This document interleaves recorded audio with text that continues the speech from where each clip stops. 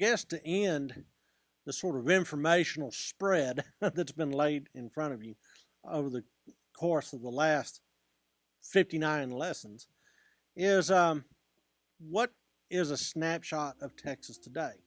Well, I guess the thing that fascinates me the most is wondering where Texans come from. You know, in the last 50 years of the 20th century, you can't add 20 million people to the population and expect the state to stay the same way it was in the 1930s. So in 2012, there's actually an analysis of all the people living in Texas, the 25 million or so. Where did they come from? Well, in 2012, 61% of people living in Texas were native Texans, which was a lot lower number than I thought it might be. Now, that's actually down from 67% in 1900. That too was a low number. So Texas has been a destination for immigrants. Immigrants from all over the place.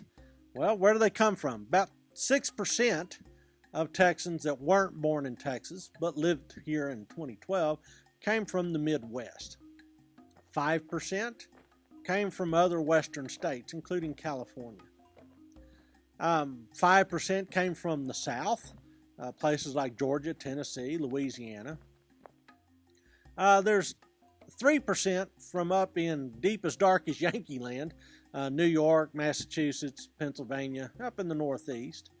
And then there's always going to be some that kind of flop over the border from Oklahoma, about 1% from there. Remarkably, though, in 2012, 17% of Texans came from somewhere outside of the United States. So, do Texans leave Texas? Well, actually, not as often as you might think. In 1900, 91% of Texans stayed in Texas.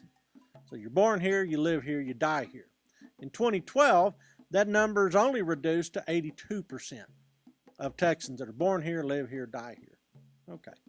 So the ones that leave, that other 18%, where do they go? Well, about 3% go to California.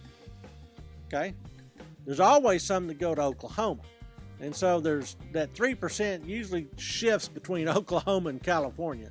So somewhere in the 6% between the two of them, that's the mix.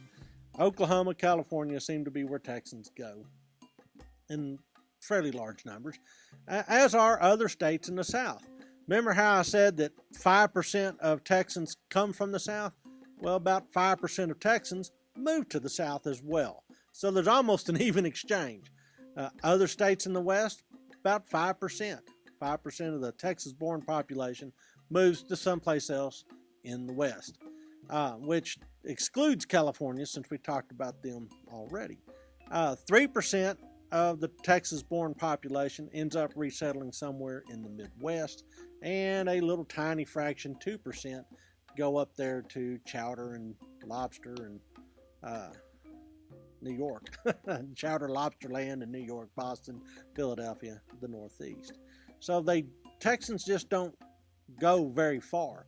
There's some that leave, but most Texans stay right where they were born in the state that they've come to recognize as part of their national identity.